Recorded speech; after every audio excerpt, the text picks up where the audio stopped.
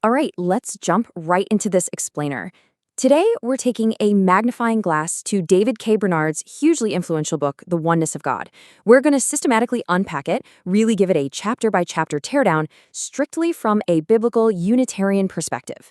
We'll be relying entirely on pure textual logic to see if this oneness framework actually holds water. So, here's our roadmap for today. We'll look at the manifestations model, the prayers, natures, or persons debate, the throne and lamb in Revelation, the law of agency, and wrap things up with the only true God. Let's kick things off with section 1, the oneness manifestations model. It's the robe of flesh versus the human Messiah. The core conflict we're tackling today really boils down to two entirely opposing paradigms. On one side, you've got the oneness model. This idea claims Jesus is quite literally the Father wearing a robe of flesh.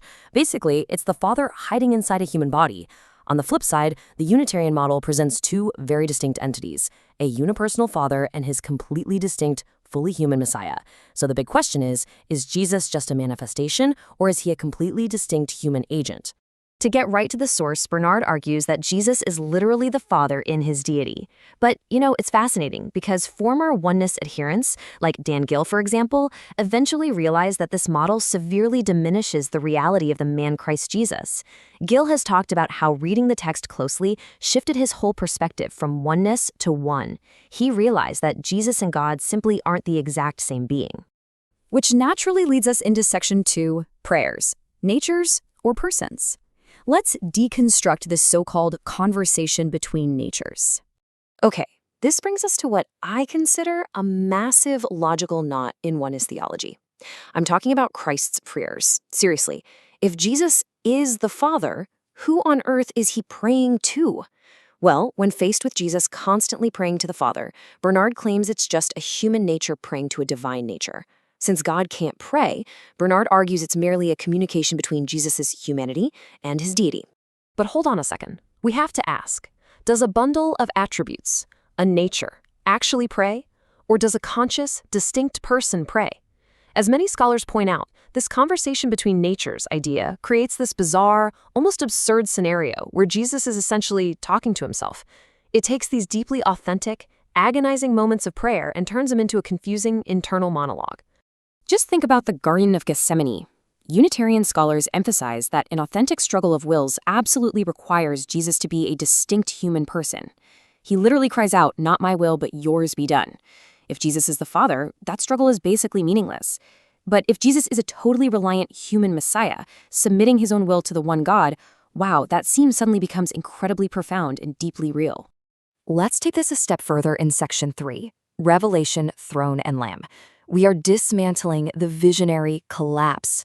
Let's see how this theology plays out when we jump to the book of Revelation. Oneness theology tries really hard to merge God and the Lamb into a single entity.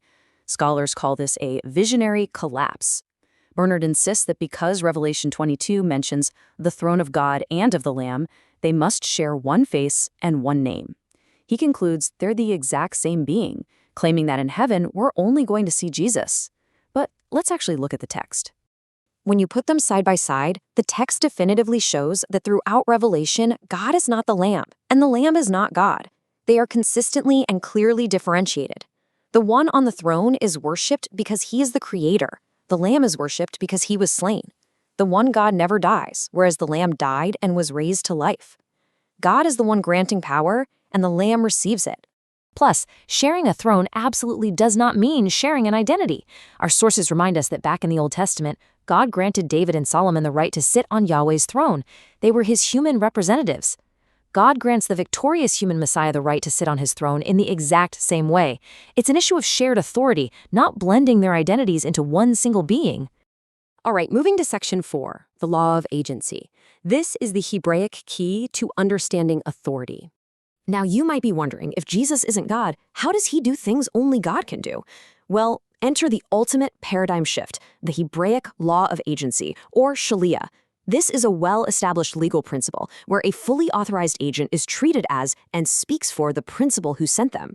Picture a dotted line connecting our human Messiah directly to the one God.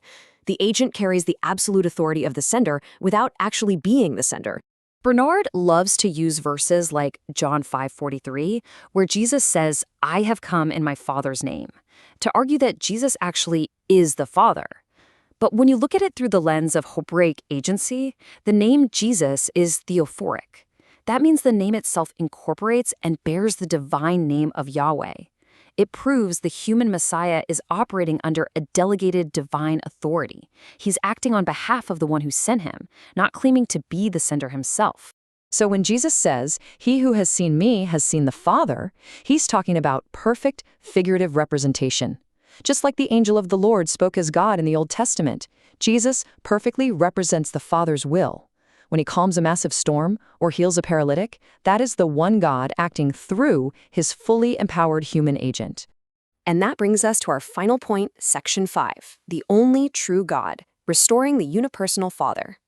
All right, we've arrived at the theological checkmate of this explainer. Let's look at Jesus' own definition of God. In John 17:3, Jesus is praying. He explicitly and exclusively identifies the unipersonal Father as the only true God.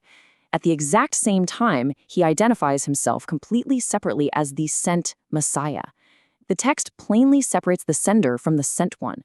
If we want to know who God really is, we should probably just listen to Jesus. The contrast here literally couldn't be sharper.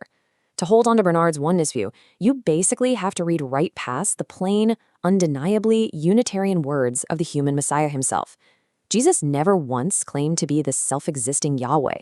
Instead, he consistently pointed to the Father as the ultimate source of all things. If you zoom out, from Genesis to Revelation, the scriptures use tens of thousands of singular personal pronouns, I, you, he, to present a single, unipersonal God. There are over 1,300 texts in the New Testament alone that identify the Father alone as God. And crucially, the overarching message of the early church wasn't that Jesus was God. The message was that the one true God raised his distinct human Messiah, Jesus, from the dead. Which brings us to a final, absolutely vital question. If Jesus is just the Father in a robe of flesh, as the oneness model insists, who exactly was running the universe when he died on the cross?